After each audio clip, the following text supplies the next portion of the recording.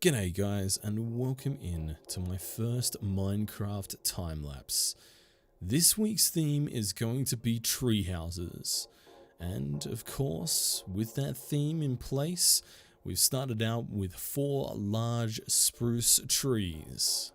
Going into this, my thought was to create one large building with these 4 spruce trees, creating essentially an organic framework with different heights, branches, and slight differences in the way that they look to bring a slightly more natural feel to the entire build.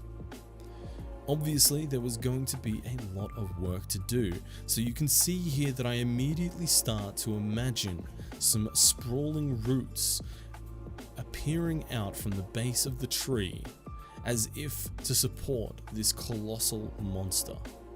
I wanted to also introduce multiple different wood types into this build, including dark oak and acacia wood, to help provide some subtle differences and stark contrasts to certain details to help highlight or blend depending on what their intention was. With the basic framework in place, I set about starting to divide up the tree into 2 different floors, one which would serve as an entryway and basic storage, and a second floor which would be a bedroom, very cozy, but also providing a magnificent view of the surrounding area from its elevated position. With this entire build taking place in survival mode Minecraft, besides the raw resources being a challenge, I was also faced by the never-ceasing danger of nearby mobs that were spawning thanks to the shelter that the tree provided. With this ever-lurking danger in mind, and the framework put in place for our 2 stories, I set about creating an entryway. For the entryway and also the window above it, I wanted to take some influence from the nearby pond, which was very circular in shape. So to help offset the squareness of the base of this massive spruce tree, I wanted to take that roundness and influence that into the doorway and the main window design at the front of this tree. Initially, I created these rounded windows and doorways using dark oak slabs and stairs, accented with spruce wood trapdoors, acacia wood fences, and some oak pieces as well. However, at a future stage, I decided I wasn't actually happy with these different contrasting textures and simplified down the contrasting factors to simply be only acacia wood.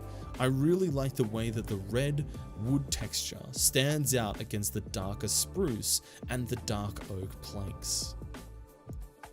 Eventually, after much tinkering with these various designs, I had finally ended up with 2 separate rooms, ready to be decorated at a future stage.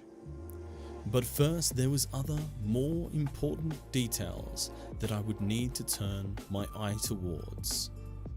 Being on the edge of a desert and also a plains biome, I knew that a single, solitary, large spruce tree would look very out of place. So early on in the build, I actually planted a mixture of regular spruce trees and large spruce trees, allowing for a small nearby forest to pop up of varying different heights. Also, a creeper blew up my chest of supplies. That was very frustrating. Big sad.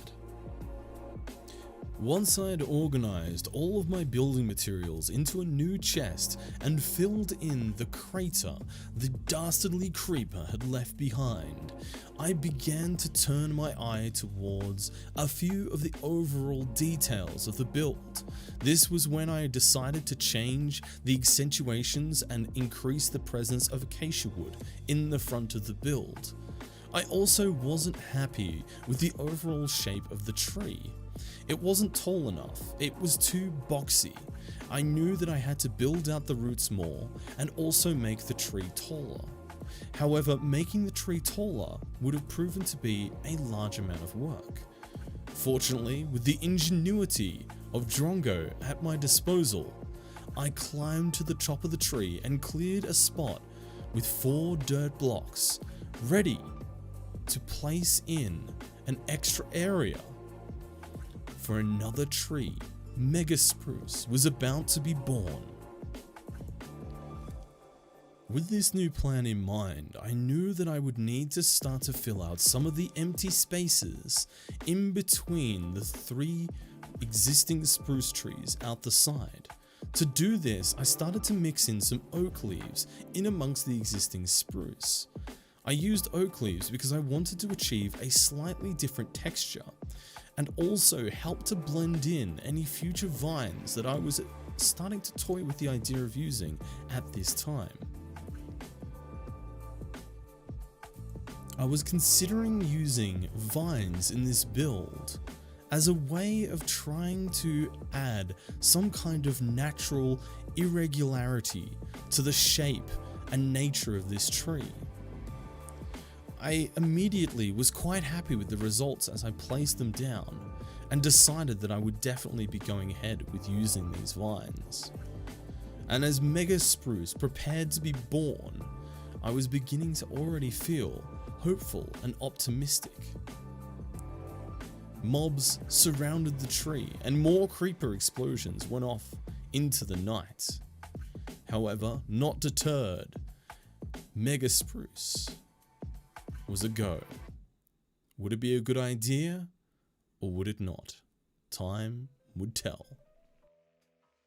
Well, time did tell. And well, what happened next I wasn't quite prepared for. Mega Spruce was actually Giga Spruce, and the tree was actually far too tall for what I had in mind. This gave me the perfect opportunity to cut down Giga Spruce and then use those valuable logs to further flesh out and create a sturdier root network around the base of the tree. Guys, if you are enjoying this video, at this stage I would love to invite you to consider liking the video and commenting down below with your thoughts so far. Additionally, subscribing to the channel will allow you to see any future builds that come up on this channel. As a small content creator, doing these things is an absolutely immeasurable act of support and is immensely appreciated. Thank you. At this stage of the build, even with the Mega Spruce in place, I still wasn't happy with the overall composition. There was still something missing. A tiny detail that would help bring this entire thing together. I racked my brain to try and understand what I thought I needed. However, it wasn't until I was doing some interior decoration and I built a beautiful, cozy fireplace on the second floor that it clicked. If I was going to have a fireplace, where would the smoke go? Of course, that would mean that I had to have a chimney. And the chimney would need to come out from the top of the tree and also incorporate in some stone details. This was a perfect opportunity, but actually a surprisingly challenging element to the build. I wanted the chimney to capture an irregular essence. The first chimney I built was built at an angle facing outwards from the actual tree itself, made out of stone blocks. I thought the idea was sound, however, the execution from a distance I wasn't happy with, and I immediately set about demolishing the stone chimney. I think over the course of the next hour in game, I went through perhaps 3 variations of the chimney, eventually deciding to move away from stone blocks to cobble instead. The reason I ended up choosing cobble was because the fireplace down below on the second story was actually made out of cobble as well. And these two elements together, having the chimney and the fireplace, help to create a visual link for the player to be able to identify what those two things are doing there. Additionally, the cobble helped to capture a slightly more irregular feel to the actual build itself.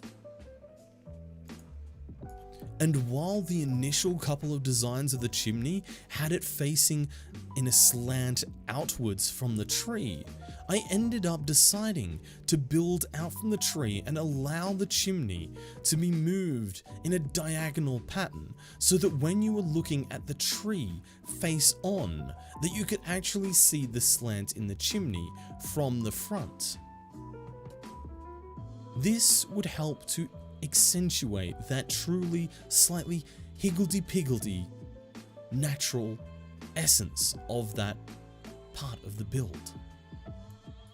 With the cobble going down, I immediately knew I was on to a winning solution here. If you're wondering how I managed to get the smoke coming out of the top of the chimney, simply that effect is achieved by placing a campfire in below the top of the chimney. Next, once I had put into place the chimney and locked that in, I knew the next part was to start putting in some further illuminating factors. I wanted this tree to not be as dark and stark against the landscape as it was currently. I wanted it to have elements of light illuminating it, especially at night. And with the vines hanging down from the various branches and foliage above, I knew that the perfect solution to this would be to incorporate in some iron lanterns hanging from various parts of the tree. So I quickly set about in random spots along the tree, hanging these lanterns from iron chains and acacia wood fences. This was the moment where it was really driven home to me what a benefit it was to have at the start of this build used the 4 naturally generated spruce trees to form the template for this build. The different heights in foliage basically served as a reference point for randomness that allowed me to put these lanterns in seemingly different spots, allowing me and motivating me to look for different ways to add in slight natural irregularities that would help bring this build to life. With the vines now creeping down the tree and bits of light illuminating the trunks from below on the roots and up high hanging from the chains, it was beginning to all come together. With the bulk of the big work done at this point, I knew now the devil was in the details. And at this point, I used dark oak slabs to help add in a little bit of extra bulk around the roots and the base of the tree, and to also introduce a slightly different texture whilst maintaining the overall similar colors of that tree and roots. Additionally, I decided at this point that I wanted to have some elements of red splashed out throughout the build.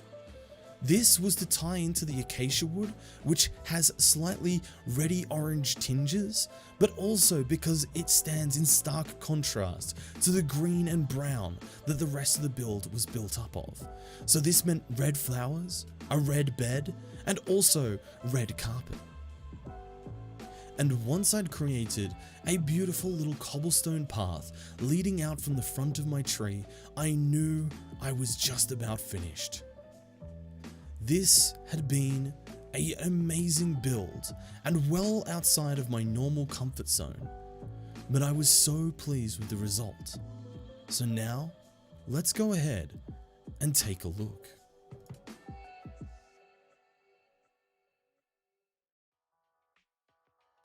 So here it is in all of its glory, the Drongo Treehouse for the Nook Big Build themed week 1.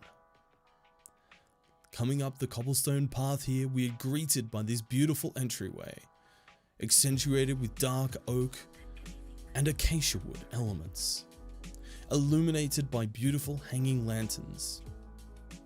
Heading in through the front door, you're immediately entering in a foyer. Red carpets and pictures adorn the wall, decorated with multiple different textures and elements to help bring the room alive and capture a cozy element. And speaking of cozy, the upstairs is so cozy. A beautiful red bed and picture frames, all brought together with a beautiful fireplace, with flowers, lights, and an amazing view out over the rest of the land surrounding the tree, which will hopefully be filled with future builds. Fingers crossed. Taking a look outside the tree, through the nearby spruce forest, I feel like this element is understatedly crucial to how this build looks and feels. Instead of being a outlandish, ridiculous looking build in the middle of nowhere, it instead stands as a monolithic structure inside a forest, a relic of a bygone age and era. Simply a tree that has lasted so long that it is being claimed by humans for habitation. Made cozy, made safe, made home. So there we have it, guys. That is my submission for the Nook's Big Build Project Week 1 theme Treehouses. Each week now there will be a different theme, and each of these themes I have no doubt would challenge my skills as a Minecraft builder and force me to look at things through a different lens each and every time. If you'd like to join me on these adventures, you can find me streaming live over on Twitch. I'll put a link down below. But also make sure you check out the other fantastic content creators that make up the stream team I'm a part of, the Nook. It's super cozy, and they're also going to be building their own projects on this server. So make sure that you check them out and see how much better their builds are than mine. Thank you so much for watching, and I'll see you in the next installment. Have a good one, and goodbye.